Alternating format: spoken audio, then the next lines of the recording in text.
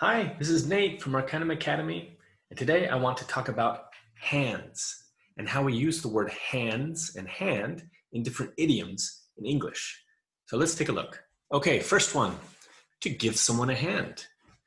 Now you might know this one. What does this mean? Well, it does not mean to give someone a hand. It means to help somebody. So we say, oh, can you give me a hand? When you need help from somebody else. Or we can say, can you give me a hand with something? Can you give me a hand with this heavy box? You can change it also to say, can I give you a hand? And you can offer your help to somebody. All right, next one. To give someone a big hand. What could this be? Is it Wayne Coyne at the US Capitol? No, of course not. To give someone a big hand is to clap. So let's give a big hand to our sales team for all their hard work. Yes, and then we clap. Let's give a big hand to Leonardo DiCaprio for being a famous actor. And then everybody claps. So that's it, to give a big hand. Next one, to hand something to someone. Could you hand me the keys, please? Simply means to give something to someone, but it's always to give something by hand to somebody else. So you have to be in the same room as the other person. Hey, somebody hand me the remote. Because the cat's too fat to reach the remote. Next one, to hand it to someone. Well, what could this mean? Well, this is a way for us to give praise to somebody. So we say, for example, hey, I have to hand it to you. You did a wonderful job. Or, I've got to hand it to you. You always make my heart smile. Happy Valentine's Day.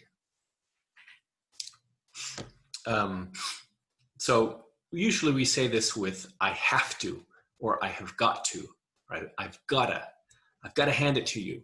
I have to hand it to you. You did a great job. Or we can use this in a sarcastic way. We can say, yeah, I have to hand it to you.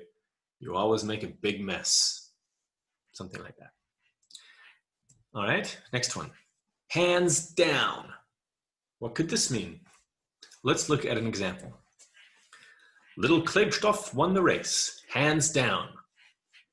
And you can, so this means that the horse racer won the race by a long distance, that there was a big distance between first place and second place.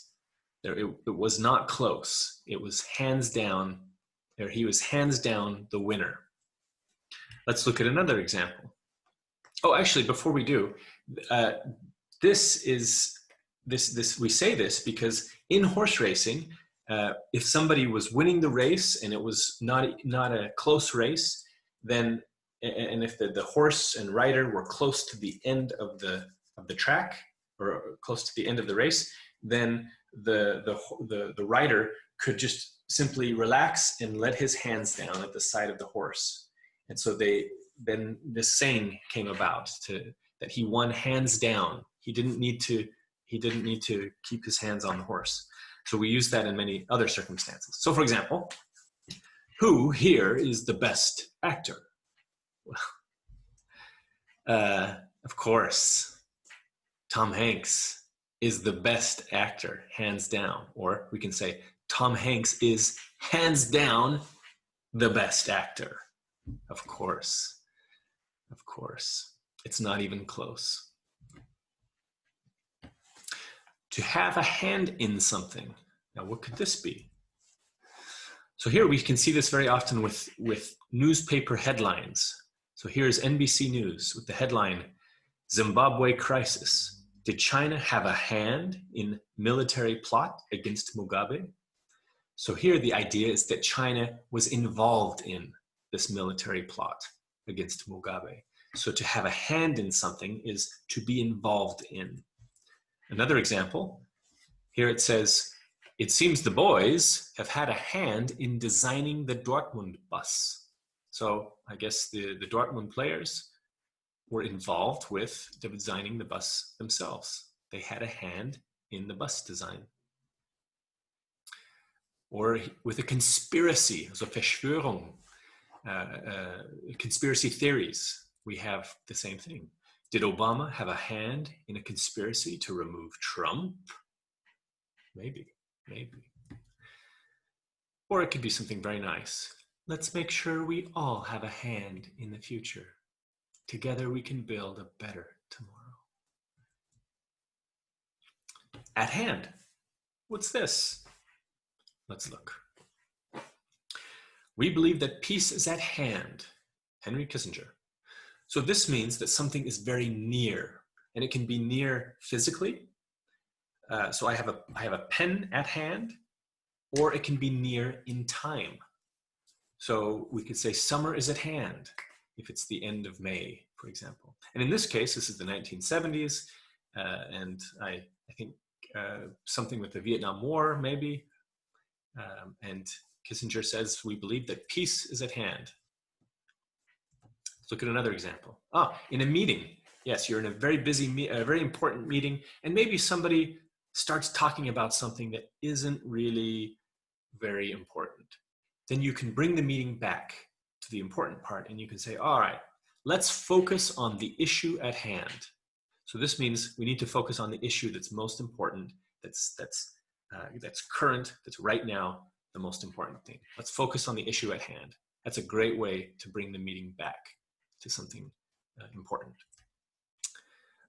Here we have another newspaper or a news article headline from Western Australia.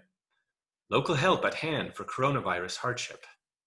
So there you go. It means that there's local help nearby.